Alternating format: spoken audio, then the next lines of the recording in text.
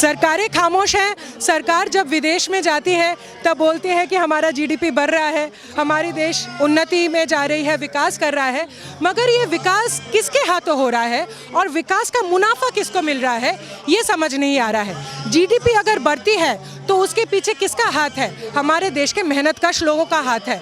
मगर जीडीपी बढ़ने के बाद हमारे देश में जो सो कॉल्ड विकास होता है उसका मुनाफा ये लोग नहीं ले पाते, मुनाफा बस चंद ही कुछ लोग ले पाते हैं।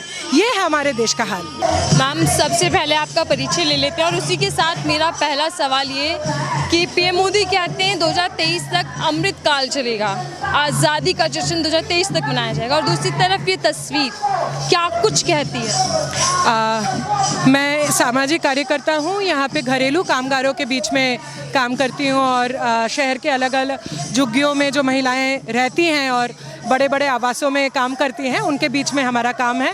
देखिए, आपने सही कहा 2023-24 तक अमृत महोत्सव काल चलेगा उन्होंने बोला है, मगर बहुत साफ है दृष्टि कि हम जिन महिलाओं के साथ काम करते हैं वो दूसरों के आवासों में काम करती हैं, खाना बनाने का, झाड़ू पोछे का, सफाई बर्तन का, मगर उनके पास खुद अपने आवास का कोई अधिकार नहीं है। ये समझाता है, ये दिखलाता है कि आज हमारे देश में क्या स्थिति है और किनका राज चल रहा है। ये जो शहरें बनी हैं वो किसी बड़े बड़े मालिकों के श्रम से नहीं बनी, ये शहरें बनी हैं जो हमारे देश के शहरों के झोपड़ी झुग्गी में, या जिसे हम अनऑथराइज्ड कॉलोनी कहते हैं, वहाँ के रहने वाले लोगों से ही, उनके काम करने के, उनके श्रम से ही ये शहरें बन रही है। मगर आज उन्हीं को ना रहने का, ना काम का, ना स्थायी काम का, ना बिजली का, ना साफ पीने पानी का अधिकार है। तो काहे का अमृत महोत्सव जब ये अमृत हमारे देश के मेहनतकश इंसान ही नहीं पी पा रहे। मैम, एक तरफ सरकार का गरीबों से छत का वादा और दूसरी तरफ बुलडोजर से हमला, कैसे? बिल्कुल, छठ का वादा है, मगर वो छठ जब बीत जाता है तो अगली सुबह हमारे देश के मेहनतकश इंसान ये सोचते हैं कि मेरे घर के ऊपर की छत रहेगी या नहीं। ये है हमारे देश का स्थिति। राज्य सरकार की भी आप बात कर लीजिए, राज्य सरकार ने कहा है कि 200 यूनिट हर घर को मुफ्त मिलेगा, मगर जिनके घरों में एसी है उनको 200 यूनिट मुफ्त मिलता है, और जिनके घर में एक पंखा और 2 बल्ब है उनको महीने में 1600-1700 रुपये बिजली का बिल देना पड़ता है, क्योंकि उनके पास कोई स्वतंत्र मीटर नहीं है, उनको 200 मीटर यूनिट फ्री नहीं मिलता है। तो ये सारे जो वादे राज्य सरकार और केंद्रीय सरकार दोनों ही करती है, इलेक्शन में इन्हीं लोगों के वोट लेने के लिए इलेक्शन बीत जाता है तो सारे वादे वो भूल जाते हैं। 25 साल की बात पीएम मोदी ने की थी 15 अगस्त को, और एक बार फिर कल 25 साल और मांग रहे हैं वो जनता से, इन्हीं गरीब मजदूर से जो इस वक्त सड़कों पर प्रदर्शन कर रहे हैं। बिल्कुल, मगर पिछले जितने सालों में उन्होंने राज किया है उन सालों से 1% भी अभी तक नहीं समझ में आया है कि हमारे देश में मेहनतकश जनता की क्या स्थिति होगी। जब वो राज करने आए उसके बाद से महंगाई बढ़ गई, उसके बाद से बुलडोज़र राज का जो डर है वो बढ़ गया, उसके बाद से लोग के पास काम घट गया, जिनके पास 1-2 स्थायी काम थे, परमानेंट काम थे, वो भी ठेका या कॉन्ट्रैक्ट हो गए हैं, और नए युवा को तो कोई परमानेंट काम मिलने से रहा उनको भी पता चल गया है। तो अगले 25 साल में क्या होगा उसकी छोटी झलक हमने पिछले 10 साल में देख ली है। मैम, जैसे जैसे केंद्र सरकार की कार्यकाल की जो सीमा है वो बढ़ रही है, वैसे वैसे हम देख रहे हैं कि महंगाई और बेरोजगारी भी बढ़ती जा रही है, लेकिन सरकारें अभी भी खामोश।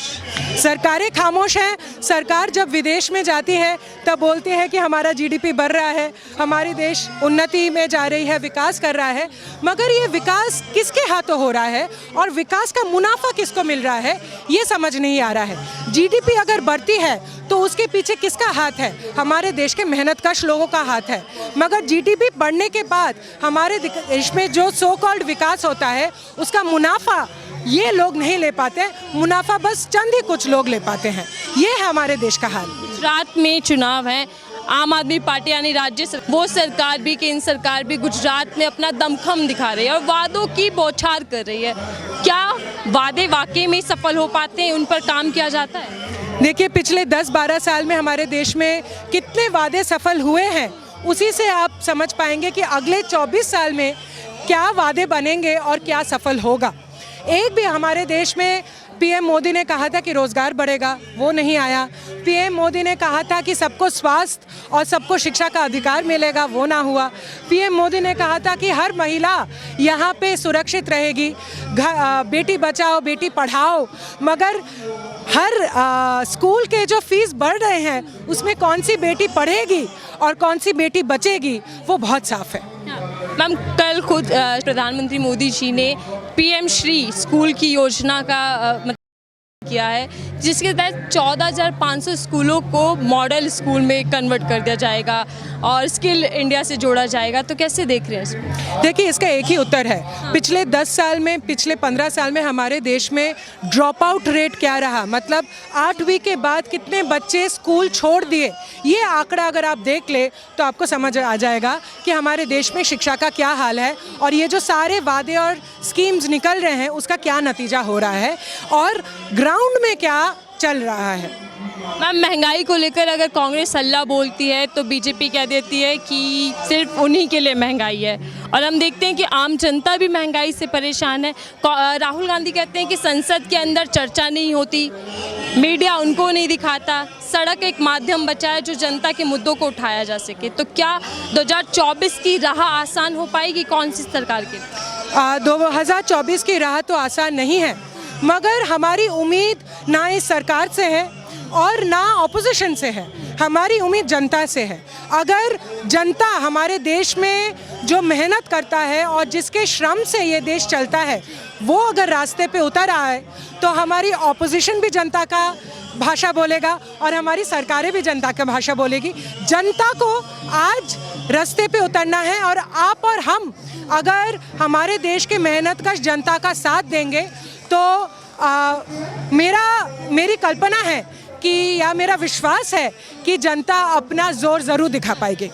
मैम, एक और, क्योंकि महिलाएं इस वक्त मैं देख रही हूँ महिलाओं पर पिछले 8 साल में कई अत्याचार हुए, चाहे उनके घर छीने जा रहे हैं, अपराधों की संख्या बढ़ रही है, तो महिलाओं का अस्तित्व कहाँ है? क्योंकि मोदी सरकार लगातार महिलाओं की बात करती रही है, चाहे सम्मान की हो, चाहे उनकी सशक्तिकरण की बात हो, लगातार बात करती रही है। बिल्कुल, मोदी सरकार बात तो कर रही है महिलाओं की, मगर आप अगर आंकड़े देखें तो हमारे देश में काम कम हो रहे हैं, स्थायी काम और कम हो रहे हैं। तो अगर कुल मिला के हमारे देश में काम कम होता रहेगा तो महिलाओं को भी उसी तरीके से काम कम मिलेगा।